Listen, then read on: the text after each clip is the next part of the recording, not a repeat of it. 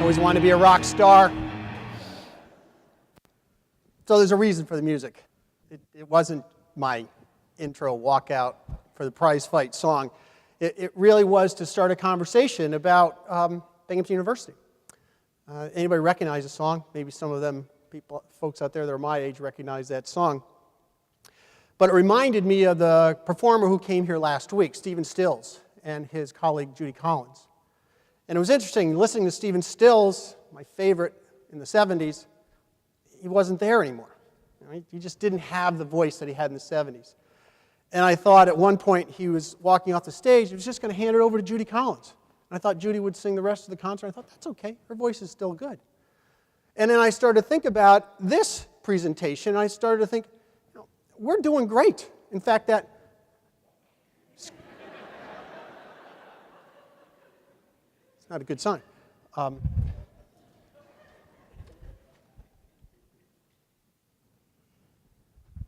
let me get started while this is up there. So I thought, we're doing great. And all you have to do is say that. We're doing great. You're doing a great job of making this university outstanding. And I could just leave. I could just be the Stephen Stills and say, I don't need to do this. I can let Judy Collins do it. But I don't have Judy Collins. So I'm going to have to do this myself right now. State of the University addresses are about a little bit about the past, so we can overview some of the things we've done in the past, a little bit about the future, and also a little bit about the present, and what are the challenges that we are facing right now. Let me first take a moment to recognize some of our special guests that are here. I think we have in the audience. Darcy always gives me a list here. My glasses on. Dick Van Dyke and Mary Tyler Moore. Darcy, where are you? No, really. Our senator, Fred Akshar, is here. Fred, where are you? Thank you very much. Our Assemblywoman, Donna Lepardo. County Executive, Jason Garner. Town of Union Supervisor, Rose Sotak. Foundation Board member, and at every event, Patty Bloomer.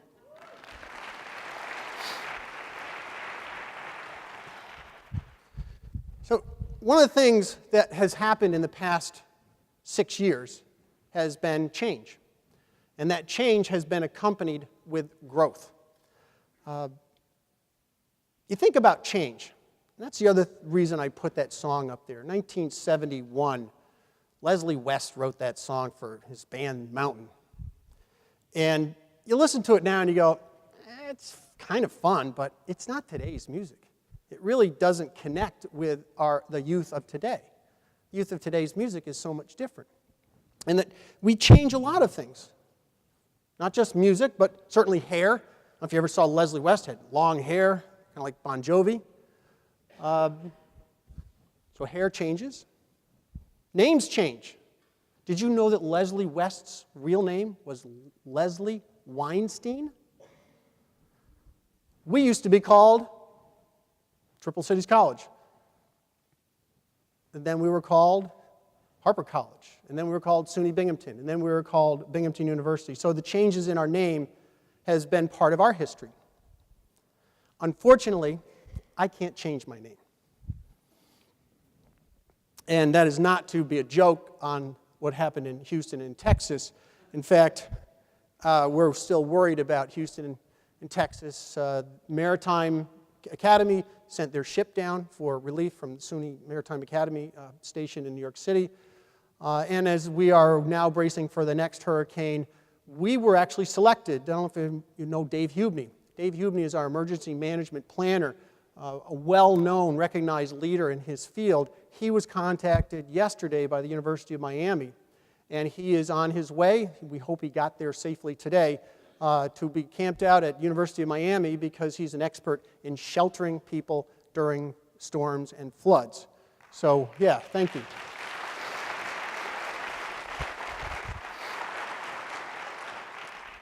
And we'll keep in touch with Dave. We want to see them, make sure that he's safe and doing well. But we started into this growth period with a plan. We didn't just start growing willy-nilly. We had a plan to grow that we set out in 2012. We said we're going to grow to about 20,000 students. We want to have 14,000 undergraduates and 6,000 graduate students. We keep repeating that over and over again. We did not want to grow our undergraduate population. We felt that this campus was perfectly sized for the number of undergraduates that we have. We're on our way. We've grown by about 15%, our student population, from 14,700 to over 17,000. At the same time, we were growing our faculty at a faster rate. In fact, specific faculty, the tenured and tenure-track faculty, grew at a 31% rate during that 6-year period, from 475 to 620 faculty members. The staff increased at about the same rate as the students, but that 12% growth in our staff was about 300 people. The key feature that you always are tracking is lowering that student-to-faculty ratio.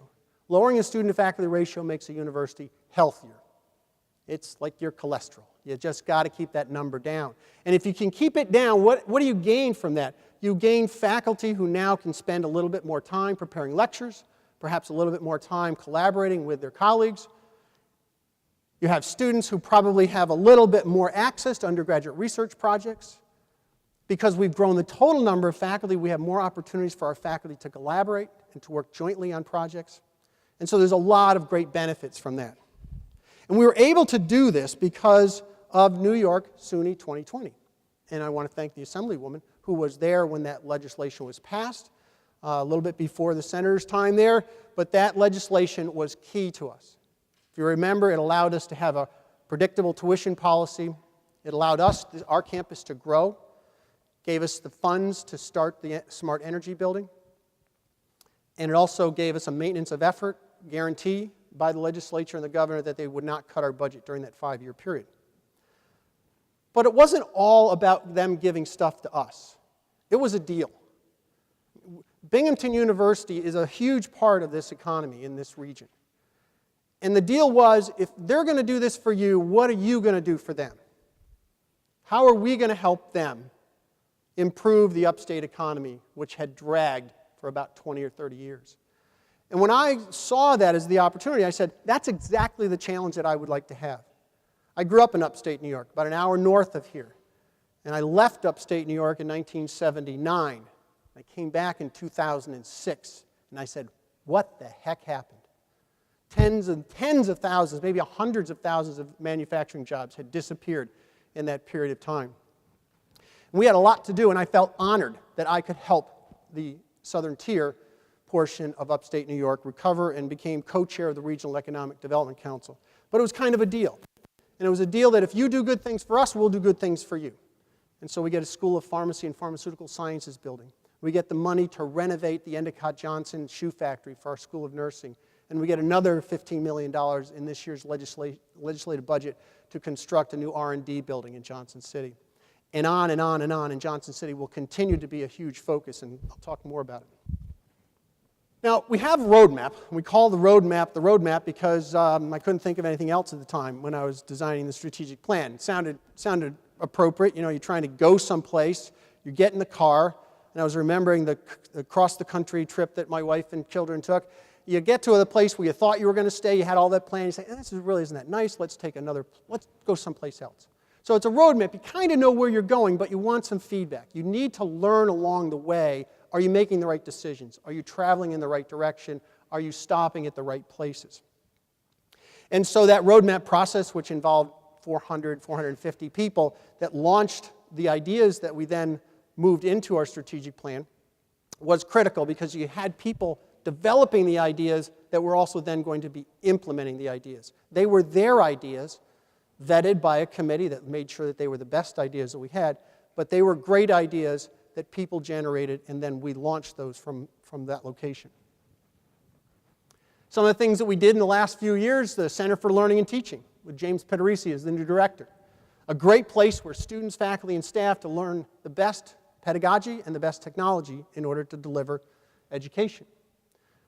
The Freshman Research Immersion Program, 9 streams now, hundreds of students in the Freshman Research Immersion Program that expands into the sophomore year as well. Students doing independent research rather than those old, boring cookbook chemistry, physics, and biology laboratories. The Fleischman Center for Professional and Career Development, one of our first naming opportunities in our newly renovated University Union. Judy and Stephen Fleischman contributing money to make that a state-of-the-art facility where 27,000 students visited that location last year. We don't have 27,000 students. Many of them went more than once, obviously. Helping them prepare their resumes, improve their interview skills, find internships and full-time jobs, help to decide whether they want to go to graduate school or go on to a professional career. We increased our advising staff. We knew that that was a critical component of student success, and we were lagging our peers in how many advisors. We've increased our advising staff by 70%. Changing environment. Let me talk a little bit about the local changing environment, the state environment. We have a new chancellor, Christina Johnson. Christina Johnson comes to us with an incredible background. Christina was a faculty member at University of Colorado. She moved on to become the Dean of Engineering at Duke. She was then the Provost at Johns Hopkins. And then her final position before she accepted this position was the Deputy Secretary of Energy under the Obama administration. She's also started several of her own companies, very successful companies, in the hydroelectric space. Met with her several times. I'm pretty sure the 64 campuses, I'm the only card-holding engineer. So she's the second one now. So we know how to talk engineering talk. But I'm not really sure what her priorities are going to be. She gave me a reading assignment. She gave all the presidents a book to read called The Starfish and the Spider. And it was about whether you should be decentralized, like a starfish, cut off a leg and it grows it back, or centralized like a spider. If you cut its head off, it dies. And I thought, I hope I'm not the spider. But I did think that she was telling us that she wasn't sure whether SUNY Central, the administrative part of SUNY up in Albany, should be the controlling factor or should just be the supporting factor. And she doesn't have an opinion yet. She's going to listen to the presidents and decide where she thinks the SUNY Central has its strength and its role. Her background is in research, a great researcher when she was at Duke and at University of Colorado. So I do think she's going to be emphasizing research and scholarship across all fields. Certainly her area of research is tied to environmental sustainability, so I think she'll be encouraging that on our campuses, not just in our research that we do, but also in the kinds of things that we do on campus in terms of saving greenhouse gases and improving the environment of the campus itself. She also has talked about making sure that we intervene with students at a quicker time in their career.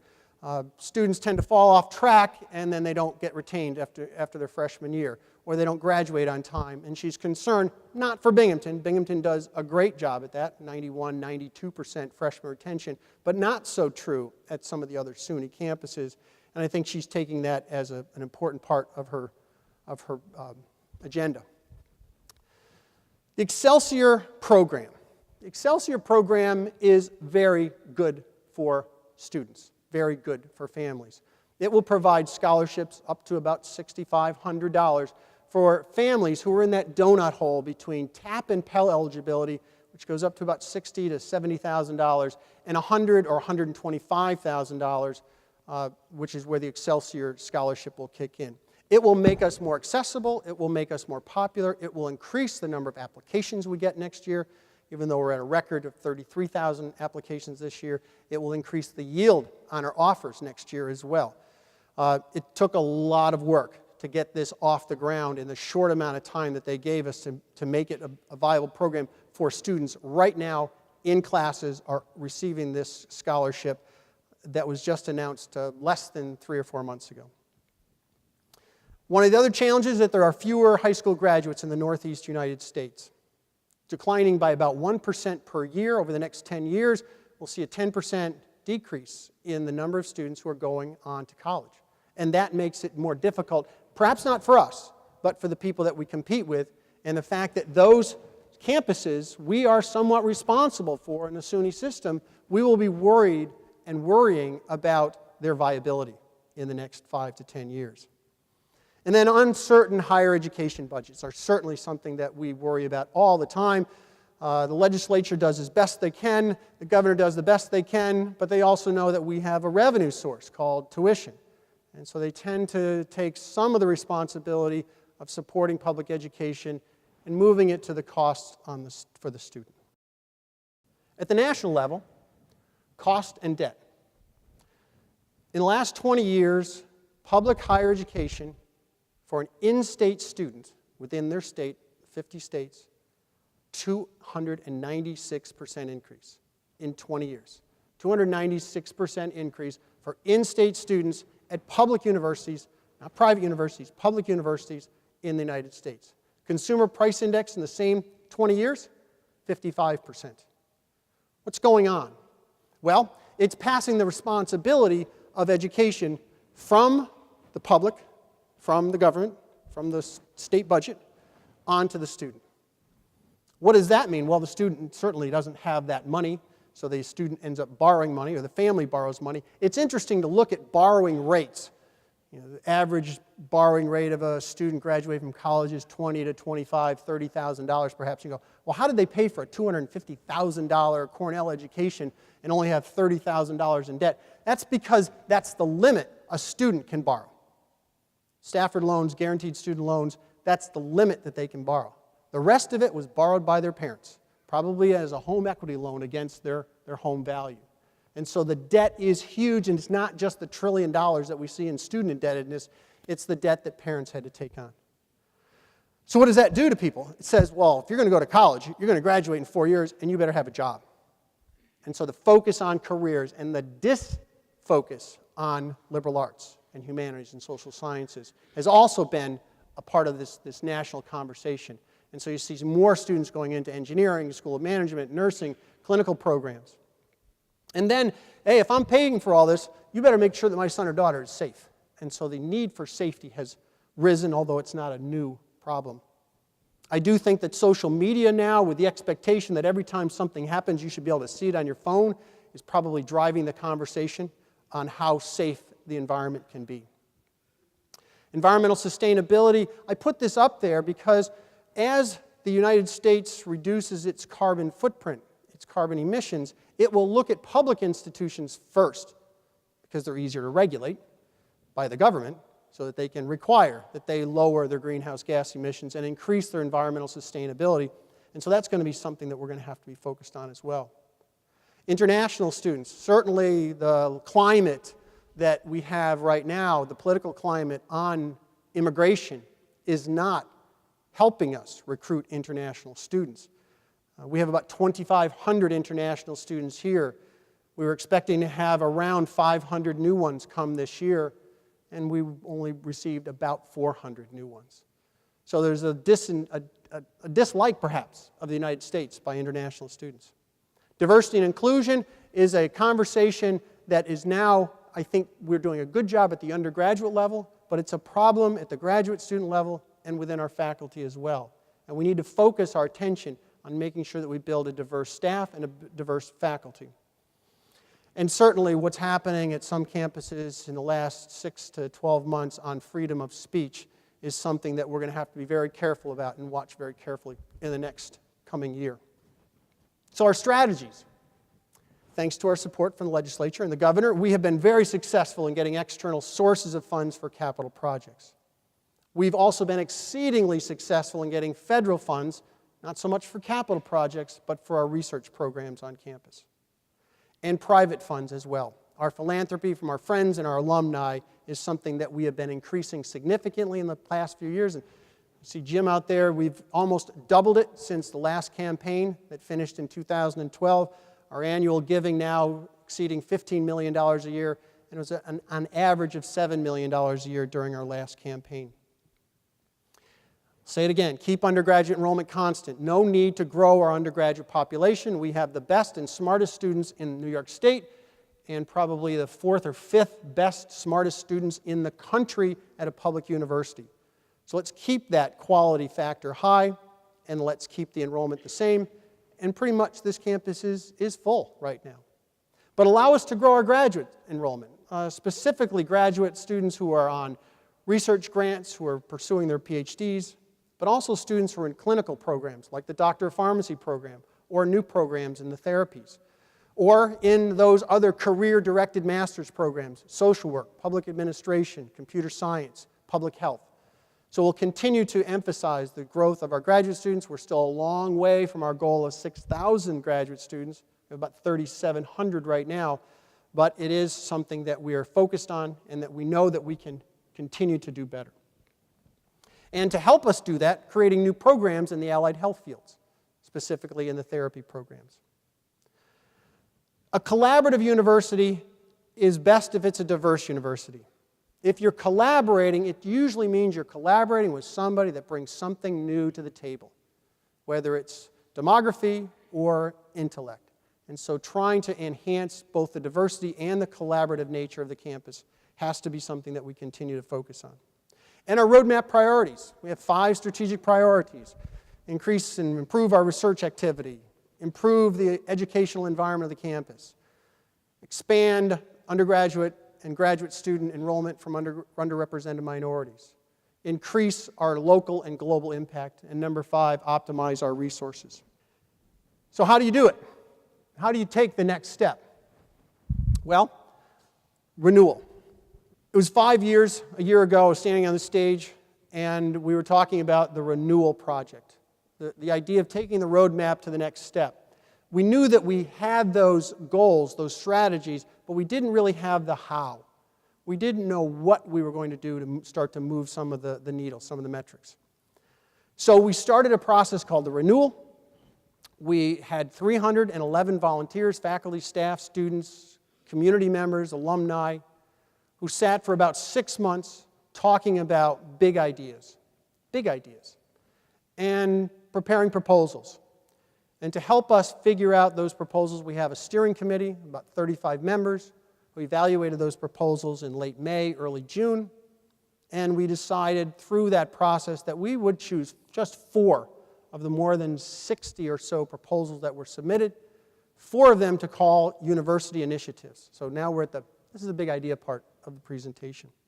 So the School of Nursing, the Decker School of Nursing, very important to recognize the Decker Foundation's support for the School of Nursing, is relocating to Johnson City, to a much larger facility, much closer to the UHS Hospital and Lourdes Hospital, and more integrated into the community. How can we take advantage of that? Well, we hired a new dean, Mario Ortiz. Mario has some great ideas. And Mario's ideas come from his experience as being the dean of the University of Indiana at South Bend, and where his school had those therapy programs. So expanding the curricular offerings of that school into these new allied health program areas is going to be a high priority. It sounds so easy, right? It's hard. To create these new programs, the accreditation process that you have to go through, the number of faculty that you have to hire and train, the clinical space that you need for those students because they're practicing what they're learning in hospitals and in other healthcare facilities. These are not easy things to make happen. But Mario, I think, has the skill and the talent and a great team in the School of Nursing, which will become our College of Nursing and Health Sciences. It will also allow us to expand our community outreach programs.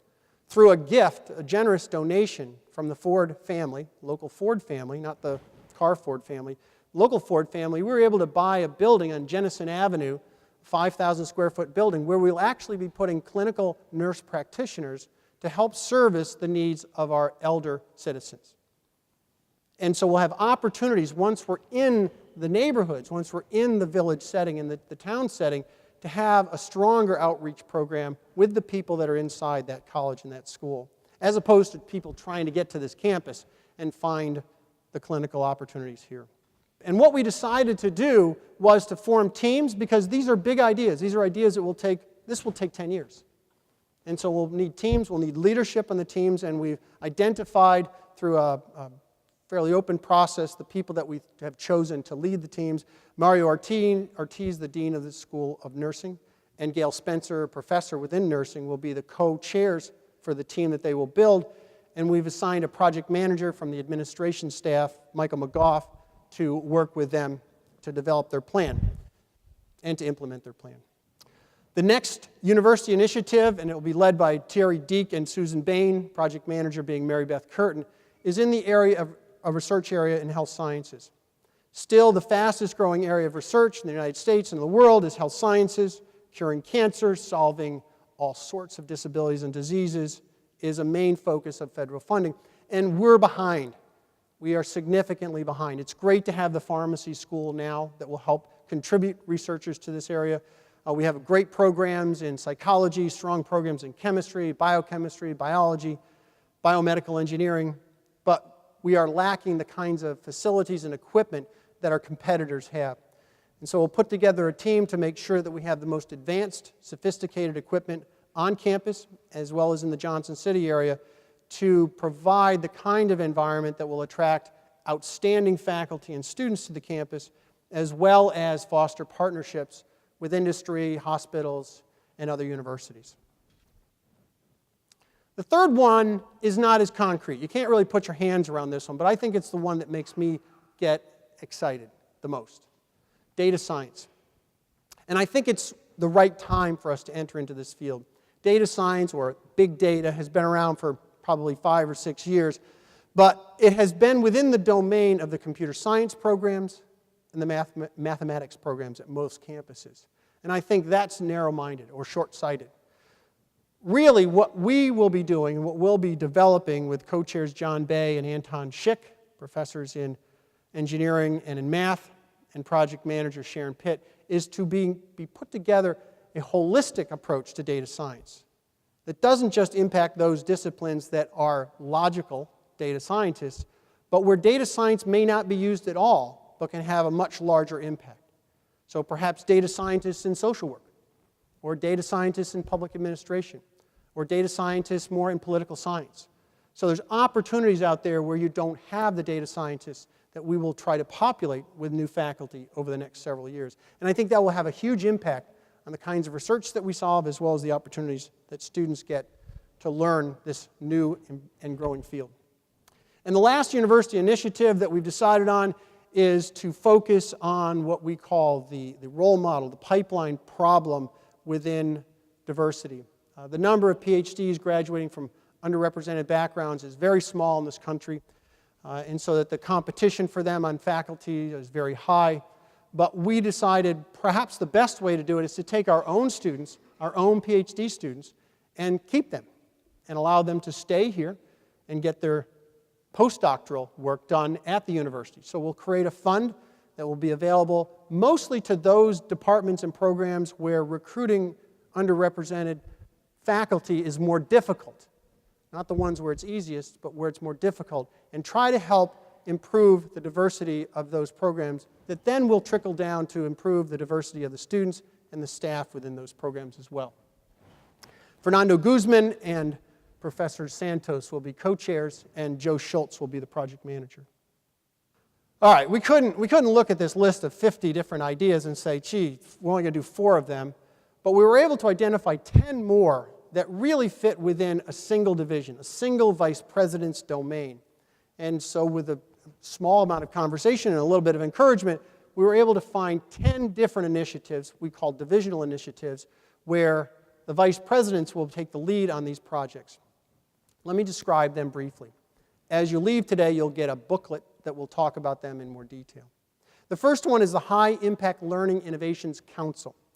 High Impact Learning, undergraduate research, internships, community service, clinical activities, and study abroad. All of those seem to be operating out of separate offices. In fact, some of them are in completely different vice presidential domains. We need a council of people to work together to make sure that we're finding and offering these high-impact learning experiences in the most efficient way to increase the number of students that have access to them. The second one is recruitment and retention. We've spent a lot of time and effort hiring about 500 new people in the last 5 years. We don't want to lose them. And so we need a proactive approach to, especially the best and brightest, to proactively encourage and to find ways to retain them here. Sometimes that requires money. Sometimes it just requires a better sense of community for those folks. The third one, Binghamton University Community Revitalization, is something that we're already doing in Johnson City. We've done a little bit in the city of Binghamton. Finding those properties that are just impossible to imagine being renovated or recreated. The Victory Building is probably the biggest example of that, the big giant white building that you can see from anywhere in the valley. How do we tear those things down? How do we get rid of them? Well, maybe the university has to take a role in some of that activity, working with the municipalities, certainly the Restore New York funds that we learned about yesterday at the REDC Council meeting might be one way that we can find the funds necessary to tear down some of these old structures. I know the city was recently awarded $500,000 to tear down some of the facilities at the old Kmart Plaza on Front Street, on State Street.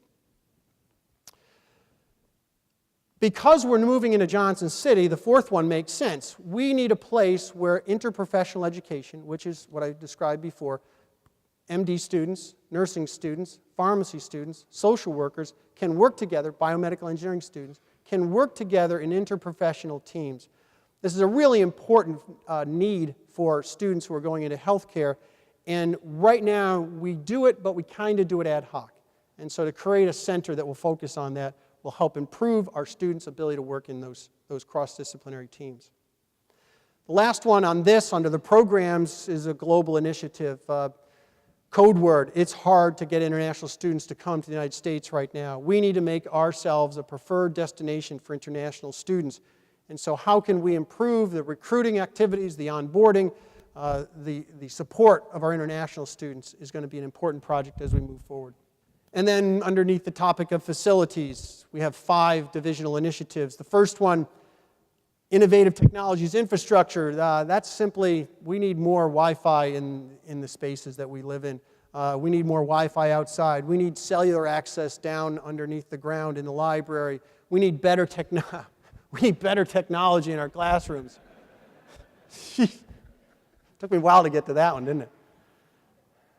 Second one is the Digital Commons and Innovation Laboratory, an idea that has grown out of the School of Management and has significant support from alumni right now. A physical space where students and faculty can come together to talk about solving really difficult problems, not just industrial design problems, but it could even be social problems, communication problems, how we can improve the world in simple ways.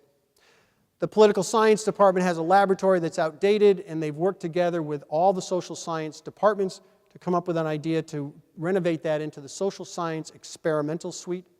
Renovation of Glenn G. Bartle Library, I think the students will be happy about that. Improving the interior spaces of the library is a high priority in our design right now. Some of the floors in there haven't had new carpeting or new furniture for decades, and so we can go through there and make that a more pleasant space, because we know that probably 3,000 to 4,000 students are there almost 24 hours a day. And then the last idea, which is kind of an interesting idea, if you drive in Bartle Drive right now, you'll see some construction going on to the right-hand side over the berm, where we're building a new 300-space parking lot. Wouldn't that be a nice place to have a conference center as well? Or perhaps even a small guest house. And so we have engaged one of our alums to do a feasibility study for us to see whether or not that site makes sense for a welcome center, conference center, and perhaps a small guest house. So a lot of ideas. How do we make sure we do them all? Well, I think the roadmap process has created an accountability on campus. If you're going to move forward with one of these initiatives, there's a steering committee, this group of 35 people that includes students, staff, alumni, faculty. They will be tracking and monitoring the progress of these initiatives. They'll be looking for business plans for each one of the initiatives.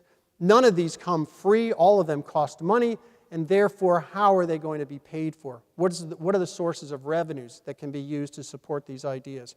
And then what are the outcomes and metrics that they're going to be measuring success of these initiatives? And once those business plans are prepared, let's hope within the first or second semester of this year, funding then could be provided from the university, as well as making these the focus of an upcoming campaign. We haven't had a campaign for 5 years, a fundraising campaign for 5 years, but if we can come up with some great ideas and some great business plans here, this might be just the perfect time in order to launch the campaign. In fact, about a week ago, we did contract with a consulting firm to start a feasibility study for our campaign. So these ideas and these initiatives will be working closely with that campaign consultant to see whether or not some of these ideas are attractive to our alumni and our friends for donations. And success is getting noticed. I like talking about rankings when we rank well. And that usually happens. The one that I like the best is Money Magazine, 33rd best value in the nation, Money Magazine 2017. And what's interesting about that one, that's the first one where they put all the numbers in, 27 different variables, not just about cost. It was about accountability, about access, about the success of the graduates, and then they did a regression on it, and they found that we fit at number 33, public and private universities. And Cornell, and I always say this really loudly because I'm a Cornell graduate, Cornell was 54th in this ranking. So any Cornell alums out there, let the new president know that we're beating her right now. And that's a good feeling. But everybody out there says great things about Binghamton University, whether it's the university as a whole or whether it's the certain schools that we have on campus or some of the specific graduate programs as well. Well, I really want to thank you for coming today. We've spent a lot of time putting these things together, but what we really need now is your feedback. We need you to tell us, what do you like? What don't you like? And in fact, if you go to SOBU 2017, binghamton.edu/SOBU 2017, you'll find a simple text box. It's anonymous. Enter whatever you think you want to say to me, put it in there, and we'll post it back up after we get a chance to read it. Or if you want, just email me, hstenger@binghamton.edu. Would love to hear your ideas and your suggestions on the things that we've talked about today. And on the way out, there are brochures and books to describe all the things that I just talked about. Thank you for your patience today. I really appreciate it. See you soon.